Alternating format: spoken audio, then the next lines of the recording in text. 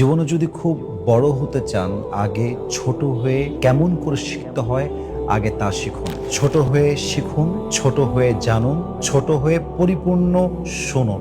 যদি আপনি ছোট হয়ে শিখতে পারেন, তবেই দেখবেন আপনি একদিন অনেক অনেক বড় মানুষ হবেন ইনশাআল্লাহ। এবং এই মুহূর্তে আমি দুইটা পার্ট নিয়ে কথা বলছি। Just listen to me with full concentration. Just মনোযোগ দিয়ে শুনবেন পরিপূর্ণ।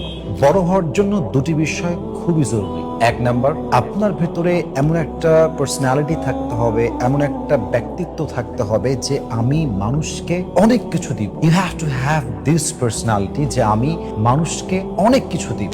এবং দুই নাম্বার, মানুষকে দেওয়ার জন্য আমি আমার ভেতরে অনেক কিছু অর্জন করব। দ্যাট মিনস একটা নদী থাকতে হবে আপনার লাইফে, যেই নদীর একদিক থেকে আপনি মানুষকে দিবেন এবং ওই নদীর আর এক দিক থেকে আপনি অনেক বেশি পানি ভেতরে নেবেন। একদিক থেকে মানুষকে দিবেন, আর এক দিক থেকে নিজেকে আপনি আরো বেশি ডেভেলপ করবেন, আরো বেশি জ্ঞান অর্জন করবেন। When you have a lot of things in you, যখন আপনার ভিতরে অনেক কিছু থাকবে, তখন আপনি মানুষকে দিতে সক্ষম হবেন। এজন্য যদি বড় হতে চান, আগে ছোট হয়ে শেখা শিখুন, শুনতে শিখুন এবং মানুষকে দেওয়া শিখুন। দেখবেন আপনি আপনার জীবনে অনেক বড় কিছু হবেন ইনশাআল্লাহ তাআলা।